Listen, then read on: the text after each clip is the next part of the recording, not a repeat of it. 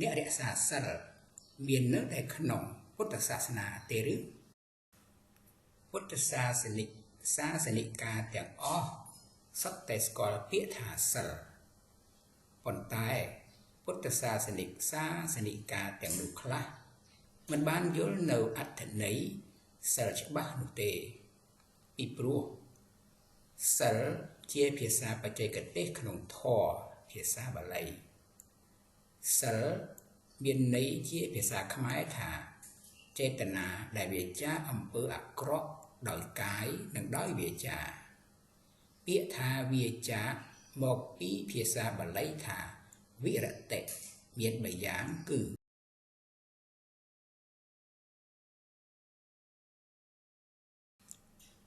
1សម្បត្តវិរតិប្រែថាវាចាវត្ថុដែលជួបប្រទះចំពោះមុខដោយខ្លួនឯងទោះជាឱកាសហុចឲ្យអាចប្រព្រឹត្តធ្វើនៅអំពើអាក្រក់នោះបានក៏ដោយក៏មិនបានតាំងចេតនាធ្វើនៅអំពើអាក្រក់នោះទេព្រោះកើតគំនិតគិតជ្រេះរិះពិចារណាឡើងក្នុងខណៈនោះថាខ្លួនមានជាតិត្រកូលមានវ័យមានគុណវុឌ្ឍិជាមនុស្សល្អយ៉ាងនេះមិនសំគួរនឹងធ្វើនៅអំពើអាក្រក់ដូចនេះទេការវាចានេះគឺផុសចេញដោយសន្តានចិត្តល្អរបស់ខ្លួនឯងដោយពុំបានដឹងឬពុំបានសមាទានសិលរៀនសិលវាចាការប្រព្រឹត្តអាក្រក់បានមុនពីសាសនាណាមួយនោះទេ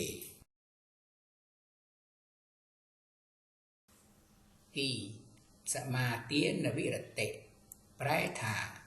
វាចាព្រោះបានសមាទានរៀនទុកមុនគឺខ្លួនបានតាំងចេតនាទុកជាមុនហើយជាស្រេច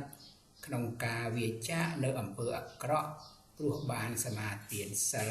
ឬបានរៀនតាមសិក្ខាបទណានីមួយរួចហើយ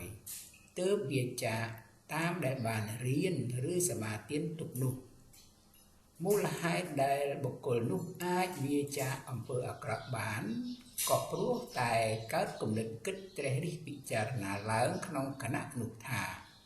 ខ្លួនមានជាតិត្រកូលមានវ័យមានគុណវុឌ្ឍិជាមនុស្សល្អយ៉ាងនេះមិនសំគួរនឹងធ្វើនៅអំពើអាក្រក់ដូចនេះទេ3សមុច្ឆេតវិរតិឬសេតុខាតវិរតិប្រែថាវាចាដោយកាត់ផ្ដាច់ចេញដាច់ខាតគឺការវាចាទុច្ចរិតកម្មរបស់ព្រះអរិយបុគ្គលទាំងឡាយដែលបានសម្រេចអរិយមគ្គលោកបានកម្ចាត់បង់កិលេសបានអស់រួចរាល់ហើយសូម្បីតែគំនិតគិតនឹងធ្វើអកុសលកម្មនានាក៏គ្មានសោះឡើយ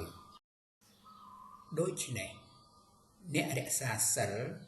គឺជាអ្នកដែលមានចេតនាការប្រព្រឹត្តល្អដោយកាយនិងដោយវាចាបើបុគ្គលណាម្នាក់មិនថាបុគ្គលនោះកាន់សាសនាអ្វីក៏ដោយឲ្យតែប្រព្រឹត្តអាក្រក់ដោយកាយឬដោយវាចាបុគ្គលនោះគេហៅថាអ្នកគ្មានសិលធម៌ដូច្នេះពាក្យថាសិលធម៌ឬសិលគឺមិនមែនប្រើតែនៅក្នុងពុទ្ធសាសនិកនោះទេពាក្យសិលធម៌ឬសិលនេះក៏ប្រើក្នុងពាហិរសាសនិកអ្នកកាន់សាសនាដទៃផងដែរចូលចងចាំថាព្រះគ្រប់ព្រះអង្គលើលោកនេះសុទ្ធតែបាននឹងកំពុងទូលមានព្រានប្រដៅដល់សាវកនិងសាសនិករបស់ព្រះអង្គឲ្យប្រព្រឹត្តតែអំពើល្អ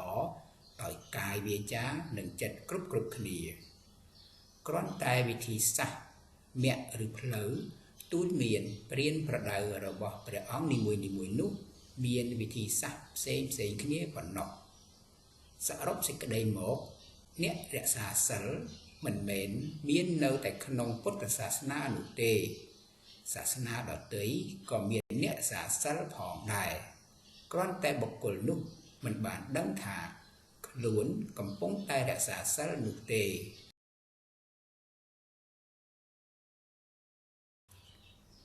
ទោះបី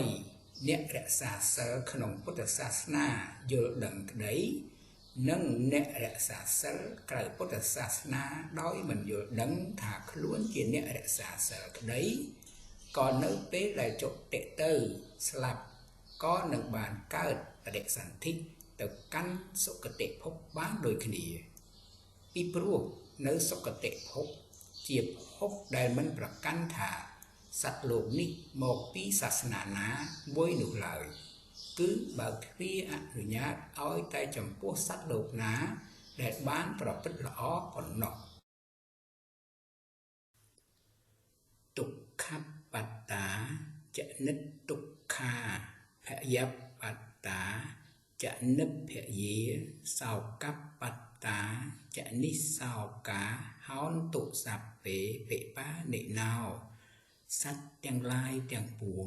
ដែលដល់ហើយនៅសេចក្តីទុក្ខសូមឲ្យជាសត្វបាត់សេចក្តីទុក្ខទៅដែលដល់ហើយនៅភ័យសូមឲ្យជាសត្វបាត់ភ័យទៅដែលដល់ហើយនៅសេចក្តីសោកសូមឲ្យជាសត្វបាត់សេចក្តីសោកទៅអងសូមអនុមោទនាទស្សនកម្មផល